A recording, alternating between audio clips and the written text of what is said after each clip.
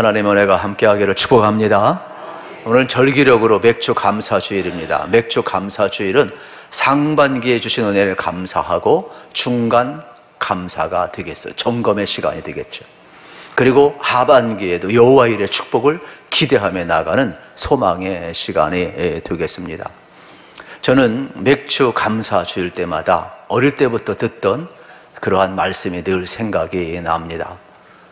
어느 날 임금님이 자기 상에 차려진 것이 너무 진수성찬이라 고마워서 이 상을 차린 요리사를 불러서 상을 주려고 합니다. 어떻게 이렇게 귀한 것을 잘 만들어서 차렸느냐. 그런데 이 요리사가 이렇게 이야기합니다. 임금님, 저는 아무 한 일이 없어요. 저는 그저 농부가 잘 길러놓은 채소, 곡식을 갖다가 그냥 요리했을 뿐이에요. 저는 상 받을 자격이 없어요. 그때 임금님이 이렇게 이야기를 합니다. 그래? 그러면 그 농부를 불러와라. 그래서 농부가 불러왔어요. 그래서 임금이 상을 주려고 하는데 농부도 이야기를 하는 거예요. 임금님, 저는 상 받을 자격이 없어요. 저는 하나님이 주신 그 씨앗을 잘 관리해서 뿌렸을 뿐이에요. 가꿨을 뿐이에요. 그런데 그 씨가 자라나고 이렇게 채소가 되고 곡식이 되게 한 것은 하늘에 계신 하나님 아버지세요. 하나님이 다 하신 거예요. 저는 아무것도 한 것이 없어요. 그때 임금님이 그러냐? 가만히 보니까 결국은 이 모든 것은 하나님으로부터 왔구나. 하나님께 감사해야 되겠구나. 그래서 모든 것이 하나님부터 말씀을 기억하며 감사했다는 말씀을 저는 잊을 수가 없어요. 여러분, 우리 인생 자체가 하나님의 선물인 줄로 믿으시기를 축복합니다. 어쩌면은 지금까지 살아온 모든 삶, 우리의 일상을 하나하나 점검해 보면 사실 감사 아닌 게 없지요. 여러분, 혹시 가나다라 감사 들어보셨습니까? 우리 같이 한번 운을 한번 띄워봐요. 제가 여러분에게 소개를 하겠습니다. 시작. 가족에게 감사하자. 나부터 감사하자. 다시 감사하자. 라이프 스타일이 감사가 되게 하자. 마음껏 감사하자. 바로바로 감사하자. 사건 사고까지도 감사하자. 아름다운 자연을 감사하자. 자잘한 일상 속에서도 감사하자. 차선도 감사하자. 카운트하듯 감사하자. 타이밍을 맞춰 감사하자. 파란 하늘처럼 감사를 펼쳐보자. 하루하루의 삶을 주신 주님께 감사하자. 할렐루야. 여러분, 참 우리 일상이 참 감사가 되게 하자는 그러한 내용이라 여러분에게 함께 소개를 해 보았습니다. 범사에 감사한다면 얼마나 여러분 기쁨이 넘치는지 모릅니다. 하나님께서는 이스라엘 백성들에게 3대 절기를 지키라고 했어요. 유월절과 맥주절과 수장절을 지키라고 그랬습니다. 오늘 본문 말씀 16절에 보아도 하나님께서는 이스라엘 백성들에게 맥주절을 지키라고 이렇게 이야기를 합니다. 우리 같이 한번 16절 읽겠습니다. 맥주절을 지키라. 이는 내가 수고하여 밭에 뿌린 것에 첫 열매를 거둠이니라. 수장절을 지키라. 이는 내가 수고하여 이룬 것을 연말에 밭에서부터 거두어 저장함이니라. 아멘. 맥주절을 지키라 그랬어요. 여러분, 이스라엘 백성들이 애굽에서 나왔을 때 그들은 어린 양의 피를 바르고 재앙이 넘어가서 구속받은 출애굽의 역사를 그들은 경험을 하게 되었어요. 그래서 그들은 이렇게 여러분 유월절을 지키게 된 것입니다. 그리고 나서 49일이 지났어요. 그때 이들은 뭘 지키느냐 하면은 이제 77절을 지키라 그래서 77절, 77에 49. 그리고 이때에 나오는 첫 곡식이 뭐였느냐? 밀이었어요. 우리는 보통 보리맥 그래가지고 이제 보리나 밀 주소로 생각하는데 원래는 이 소맥, 밀 종류의 한 종류예요. 그래서 밀의 첫 수확을 이삭을 낫으로 잘라서 그것을 하나님 앞에 드리고 세상 앞에 드림으로 말미암아 맥주절을 지키라 이렇게 하게 된 겁니다. 그리고 첫 열매이기 때문에 초실절이라고 이야기를 하는 거예요. 그리고 7주가 지났기 때문에 77절이라고 이야기를 하는 거예요. 그리고 이 사건이 신약성경에 넘어오면서 6월절을 지나고 77에 49 지나니까 50일째 되는 날 여러분 이 일이 이루어졌어요. 그래서 공교롭게도 오순절이라고 이야기를 하는 겁니다. 그리고 동시에 사도행전 2장에 보면 오순절날 성령이 임하게 되지요. 그래서 성령 강림절이 돼서 교회 탄생이 여러분 이루어지게 되는 것입니다. 그러니까 성경에 보게 되면은 77절, 초실절, 맥추절, 오순절은 같은 의미를 지니고 있다. 이렇게 여러분이 생각을 하시면 되겠습니다. 그리고 가을에는 뭘 지키느냐? 수장절. 우리를 이거 이야기하면 수장절이라는 것은 곡식을 추수해서 가을에 저장해 놓는다. 추수감사절을 수장절이라고 이야기를 하는 겁니다. 그래서 하나님께서는 이 중간에 맥추절을 지킴으로 말미암아 중간 감사를 하라, 이러한 내용의 말씀을 이제 우리가 볼 수가 있게 되겠습니다. 그러면 감사란 어떻게 정의를 내릴 수 있느냐? 감사란 주 하나님께서 주신 그 은혜를 인식하고 찬양할 수 있는 영적 능력이자 선하신 하나님을 인정하는 마음이라 그랬어요. 아무리 하나님이 복을 내려주어도 감사를 인식하지 못하고 선하신 하나님을 여러분들이 신뢰하지 않는다면 감사할 수가 없지요. 그러나 여러분들 하나님 주신 은혜를 인식하게 되면 은혜 아닌 것이 없지요. 실질적으로 은혜라는 것은 받을 자격이 없는 나에게 베풀어준 것이 은혜가 되겠습니다. 우리는 은혜 아닌 것이 하나도 없어요. 우리가 이 땅에 태어난 것도 은혜고, 여러분 호흡하는 것도 은혜고, 이 땅을 살아갈 수 있는 것이 얼마나 은혜인지 몰라요. 구원받은 것도 은혜고, 죄사함 받은 것도 은혜고, 하나님의 백성으로 살아가는 것도 은혜고, 이게 영적으로나 육적으로나 깨닫고 나면 은혜 아닌 것이 하나도 없다라는 것입니다. 그래서 우리가 감사라는 단어를 보면은 참 신기하게도 헬라어로 이 카리스라는 단어를 쓰고 있는데, 이 카리스는 은혜 아닙니까? 그런데 감사도 유카리스티아라는 단어를 쓰고 있어요. 그러니까 이 감사라는 단어, 유카리스티아라는 단어에 카리스가 있잖아요. 그러니까 감사와 은혜는 같이 가고 있음을 우리는 동시에 볼 수가 있게 되겠습니다. 그래서 일상 속에서 여러분 숨겨진 은혜를 발견하게 되면 일상 속에서 감사할 수밖에 없음을 보게 되는 겁니다. 라틴어로도 감사가 그라투스라고 되어 있고, 영어로 그라투데 또는 그레이스, 이렇게 우리가 사용을 하고 있어요. 그러니까 실질적으로 보게 되면은 여러분 우리의 삶의 자리 속에 은혜와 감사는 같이 가는 것이 되겠습니다. 여러분 일상 속에서 은혜를 깨달으시면 일상이 감사가 될 줄로 믿으시기를 축복합니다. 이거를 주님은 뭐라고 그랬어요? 사도 바울은 뭐라고 그랬어요? 성경은 뭐라고 그래요? 범사에 감사하라, 이렇게 이야기하는 내용이 되겠죠. 우리가 아무리 은혜를 주어도 은혜를 보지 못하면 감사할 수가 없지요. 어느 날 장미가 하나님 앞에 불평을 했어요. 하나님, 왜 이렇게 내게 가시를 많이 주었습니까? 그런데 하나님께서 장미에게 뭐라고 응답한 줄 아십니까? 나는 너에게 가시를 준 적이 없다. 원래 너는 가시였고 나는 너에게 장미를 주었다 그랬어요. 여러분, 우리 인생이 원래 가시예요. 우리 인생이 원래 여러분 죄인이에요. 그런데 하나님은 우리에게 어떻게 하는가? 죄를 용서하시고 우리에게 여러분 어떻습니까? 장미를 준 것이에요. 그러므로 저는 여러분들이 하나님 앞에 왜 내게 가시를 주었느냐, 그렇게 하지 마세요. 왜 하나님 남은 잘 나가는 것 같은데 왜 나는 이런 고난 가운데 있느냐, 그러지 마세요. 원래 우리는 가시였고 여러분 장미를 주신 분은 우리 하나님이에요. 그래서 저도 그렇고 여러분도 그렇고 우리가 받은 바 은혜를 생각해 보면 얼마나 여러분 귀한지 감사가 나올 수밖에 없음을 우리는 발견하게 되는 겁니다. 간절히 바라기는 여러분이 가시에 집중해서 원망과 불평하지 마시고 여러분의 주신 은혜를 기억하면서 일상이 감사가 되기를 축복합니다. 누가복음 17장에 보면 예수님께서 사마리아에서 갈릴리 사이로 지나가게 됩니다. 그때에 10명의 한센스병 환자를 만나게 되지 않습니까? 이들이 예수 우리를 불쌍히 여겨달라고 외칩니다. 그때 예수님이 그들을 불쌍히 여기면서 고쳐주시죠. 그런데 나중에 이들이 가다가 가만히 생각해 보니까 당연하게 여기고 간 사람은, 잊어버리고 간 사람은 9사람이고, 가만히 생각해 보니까 이게 너무나 귀한 거예요. 이거 은혜예요.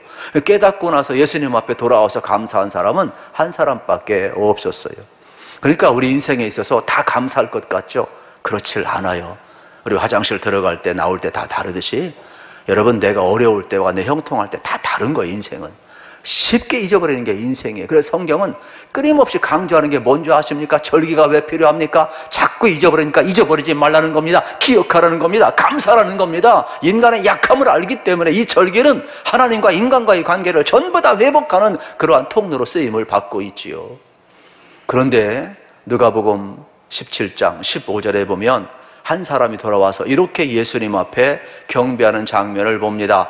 그 중에 한 사람이 자기가 낳은 것을 보고 큰 소리로 하나님께 영광을 돌리며 돌아와 예수의 발 앞에 엎드려 감사했다. 이 사람은 자기가 받은 은혜를 생각했어요. 그러면서 자기가 고침받은 것이 당연한 것이 아니라 은혜이기 때문에 감사하게 되었어요. 그 예수님 앞에 돌아와서 발 앞에 엎드려서 감사하고 있어요. 참 놀라운 사실은요, 여기 엎드리라는 이 단어하고 구약 성경이나 신약 성경에서 이 축복이라는 단어하고 같은 바라크라는 단어를 쓰고 있다는 거예요. 바라크는 축복이거든요. 복이거든요. 하나님이 아브라함에게 복을 주다. 바라크 그런 거예요. 이스라엘 백성에게 복을 주었다. 바라크 그러는 거예요. 그런데 동일하게 이건 뭐냐? 무릎을 꿇다, 엎드리다. 그러한 뜻이 뭐예요? 바라크라는 단어를 쓰고 있어요. 그러니까 복은 뭐냐? 하나님 앞에 엎드리는 게 복인 거예요. 지금 깨달았으니까, 그 은혜를 깨달았으니까 그런 하나님 앞에 엎드릴 줄 아는 것, 만약에 당연하게 여긴 사람은 바라크가 되질 않아요. 내게 주어진 것이, 고침받은 것이 복이 되어야 하는데 가서 범죄하면 그게 뭐가 복이에요? 여러분, 올 한 해도 여러분 기억을 한번 해보세요. 우리 상반기를 지나오시면서 여러분이 무슨 복을 받았습니까? 아브라함처럼 여러분 생육하고 번성하는 복을 받으셨습니까? 재물의 복을 받았습니까? 양과 소가 많아졌습니까? 땅이 넓어졌습니까? 주식이 잘 여러분 대박이 터졌습니까? 아니면은 뭐 집값이 많이 올랐습니까? 여러분 뭐 승진을 하셨습니까? 여러분 자녀가 잘 되셨습니까? 여러분 그것도 복이지만은 그것 때문에 여러분이 하나님 앞에 더 예배하고 하나님 앞에 더 깨닫고 감사했고 하나님 앞에 엎드렸고 무릎을 꿇었다면 그건 복이에요. 그런데 여러분 승진을 하시고 높은 자리에 올라가고 영향력 있는 자리에 올라갔는데 그것 때문에 바쁘시고 예배하지 않는다, 하나님 앞에 무릎을 꿇지 않는다, 이웃과의 교제와 섬김, 예수님의 가치를 가지고 살아가지 않는다, 바라크가 아니라는 거예요. 오히려 그 복이 나로 하여금 세상에 내 방향을 바꾸게 만들었기 때문에 화가 되는 것이죠. 차라리 그것 없을 때는 무릎 꿇고 바라크 엎드려서 하나님 앞에 나아갔을 때 그게 복이라는 거예요. 그래서 저는 오늘 여러분이 보이는 것만이 전부가 아니라 진짜 이것 때문에 나의 삶의 감사가 깨달아지고 은혜가 깨달아져서 우리 주님의 발 앞에 무릎 꿇는 이 사마리아 사람처럼 저는 여러분들이 이 바라크, 주님 앞에 무릎 꿇고 예배할 수 있는 은혜가 주어지기를 축복합니다. 이게 진정한 복임을 오늘 우리에게 가르쳐주는 내용의 말씀이 되겠습니다. 반대로 여러분 전반기에 내 삶이 너무 어려웠어요. 실질적으로 저는 목회자이기 때문에 성도의 아픔을 다른 사람보다 더 많이 알죠. 참 감당하기 어려운 재정적인 손실을 본 성도가 있고 또 그로 인해서 충격과 정신적으로 또 몸이 또 아픈 사람이 있고 또 수술하는 사람도 있고 참 이루 말할 수 없는 그러한 어려움 가운데 있어요. 근데 보통 사람 같으면 왜 내게 가시를 주었느냐고 장미가 불평하듯이 불평할 것 같은데 이 사람 속에는 제가 그걸 못 봤어요. 그러면서 기도 부탁하고 안수받고 가는데 그러한 이야기를 해요. 하나님 원망하지 않기로 했어요. 사람 원망하지 않기로 했어요.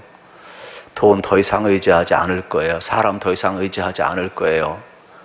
그러면서 지금까지 하나님이 붙들어 주셨다면 내 힘으로 할 수 없지만 하나님이 앞으로 잘 풀 걸 믿는다고 고백하면서 눈시울이 붉어져 가지고 떠나가는 성도를 본 적이 있어요.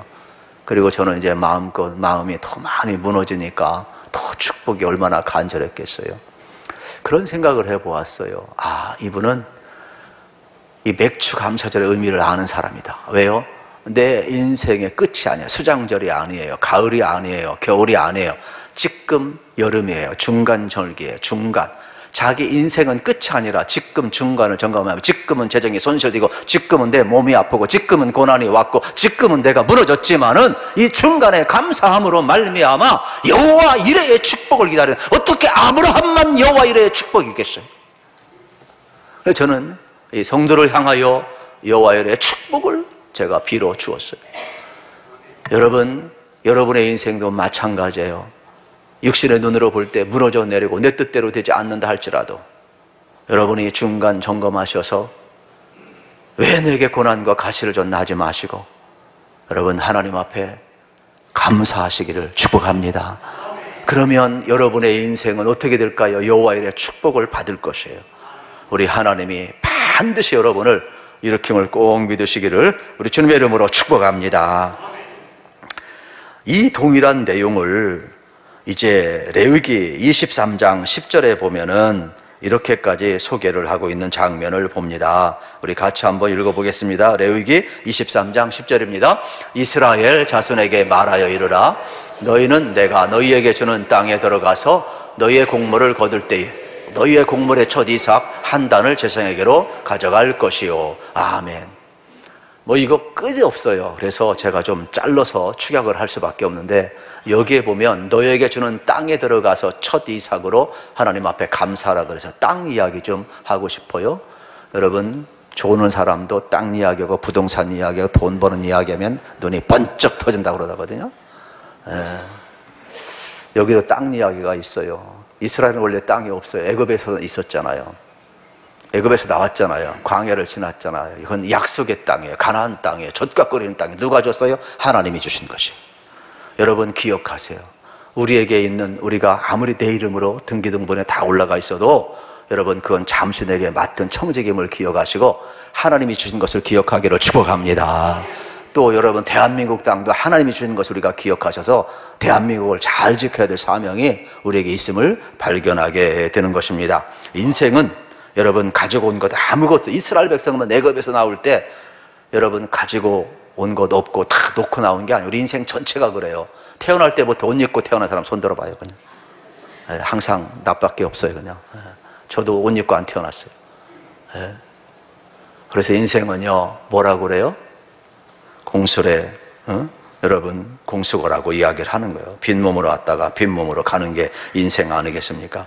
전부 다 있다면 하나님의 은혜임을 우리가 기억을 했으면 좋겠어요. 그래서 이스라엘 백성들을 향해서 끊임없이 너희가 애굽에 있었을 때에 하나님이 강한 손과 큰 팔로 너희들을 구원한 것을 기억하라. 너희들 광야 구름기둥 불기둥 있는 것을 기억하라. 너희들이 약속의 땅에 들어가서 첫 귀한 곡식을 수확했을 때 그 은혜를 기억하라. 그래서 낫으로 첫 곡식을 베가지고 그걸 제상 앞에 드리게 되면 첫 열매, 첫 다발, 그것은 뭐가 되는, 나머지 모든 추수의 대표성이 되는 거예요. 그래서 중간 감사는 내 인생 전체의 감사가 되는 거예요. 여러분들이 여러분의 삶에 있어서 있잖아요. 일상에서 감사를, 의견을 발견하고 한번 말로 감사해봐요. 나머지 삶은 다 감사가 열매가 되는 거예요. 그러므로 여러분 땅을 주신 하나님, 열매를 주신 하나님, 여러분의 열매가 되기를 축복합니다. 여러분이 열매가 되어서 여러분 우리는 빈쭉정이가 아니라 알곡으로 하나님 앞에 우리 자신을 드려야 되죠. 우리 교회가 오늘 영혼 분류생 대회를 합니다. 왜 합니까? 여러분 똑같은 거예요. 우리의 영혼이 여러분 어떻습니까? 첫 열매를 하나님 앞에 드리는 거예요. 오늘 교회 처음 오신 분들, 또 복음을 처음 듣는 분들, 첫 열매가 되어서 하나님 앞에 드리는 거예요. 그래서 우리는 이제 다음 주에도 하고 또 수장절까지 우리가 계속 하게 될 터인데, 이제는 첫 열매 났을 때는 첫 순간이 되는 것이죠.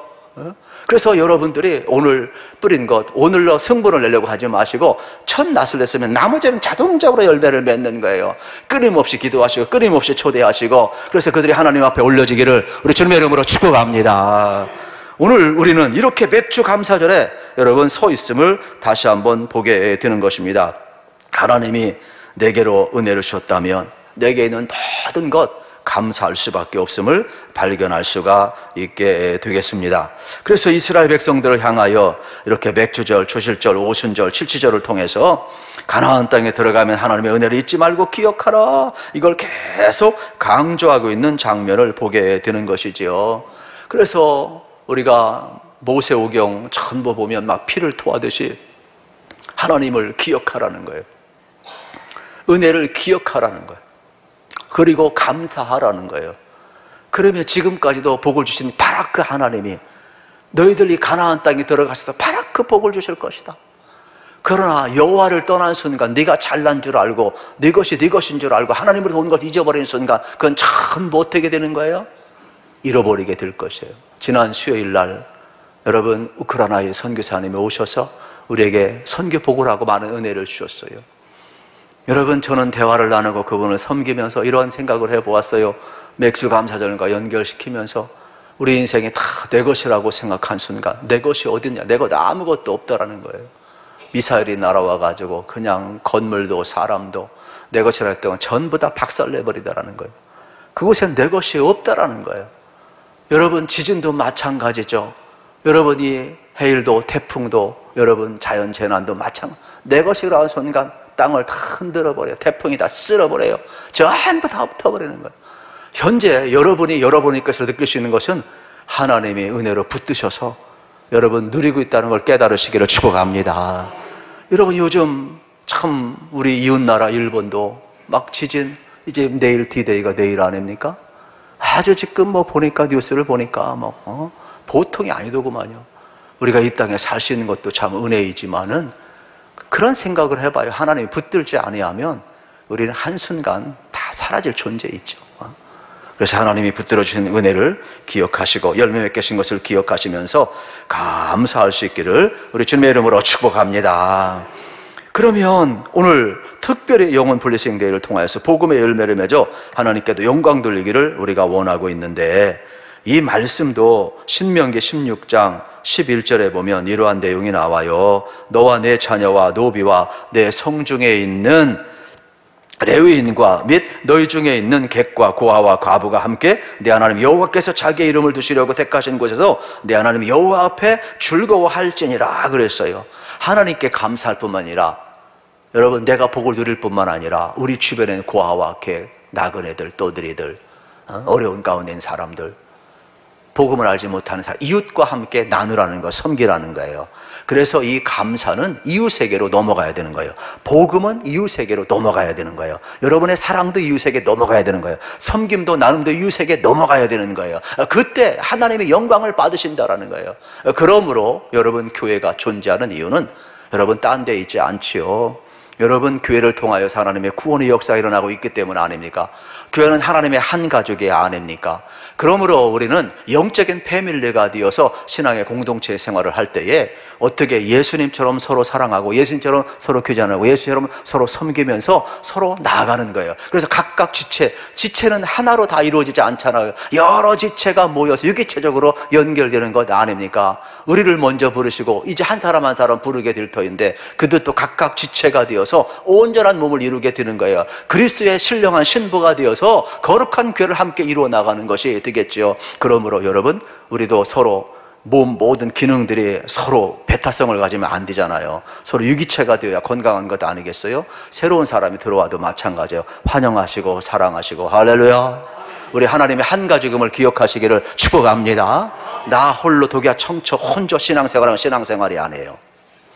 그래서 교회에서는 우리가 다 각각 지체가 되어서 하나님의 가족으로서 신앙생활을 해야 됨을 잊지 말아야 되는 겁니다. 혹시 여러분 가족 중에 코로나를 겪으면서 아직도 교회 안 나오시는 분들은 여러분 영상으로, 그거는 주님이 원하는 교회가 아니에요. 각각 지체가 되어서 서로 유기체가 되어 서로 사랑하고 교제 나누고 함께함으로 말미암아 하나님의 가족으로 여기서 치유가 일어나고 회복이 일어나요. 그들은 치유의 대상이고 회복의 대상인 것이에요. 그것을 정당화시키면 절대로 안 되는 것이죠. 그러므로 우리는 하나님의 한 가족임을 잊지 않으시고 여러분들이 다시 한번 그들을 사랑하시고 회복하시고 치유하시기를 우리 주님의 이름으로 축복합니다. 그래서 오늘 다시 한번 우리가 감사절을 통하여서 우리의 삶이 이제 이 사랑이 이웃으로 넘어가야 됨을, 감사가 넘어가야 됨을 또 발견하게 되는 것입니다. 간절히 바라기는 모든 과정 속에서 하나님이 주신 은혜를 발견하고 여러분의 삶의 일상이 언제나 감사가 넘쳐나셔서 하나님 앞에 우리가 무릎 꿇고 예배할 수 있고 감사할 수 있다는 것은 그게 복인 거예요. 그런 애가 육적이든 영적이든 하나님 앞에 무릎을 꿇을 수 없다면, 그거는 하나님을 떠나게 만드는 거라면 그거는 복이 아니라 화예요. 저는 여러분이 육적인 복이든 영적인 복이든 하나님 앞에 무릎을 꿇을 수 있고 예배자가 되고 하나님 앞에 감사할 수 있어서 진정한 복을 누리시기를 축복합니다. 이 은혜를 가지고 오늘 우리가 성찬식을 하게 될 겁니다. 성찬식은 주님을 기억하라는 거예요. 우리는 가시였는데, 우리는 죄인이었는데 하나님이 우리 사랑하사 예수님을 보내주셨다는 거예요.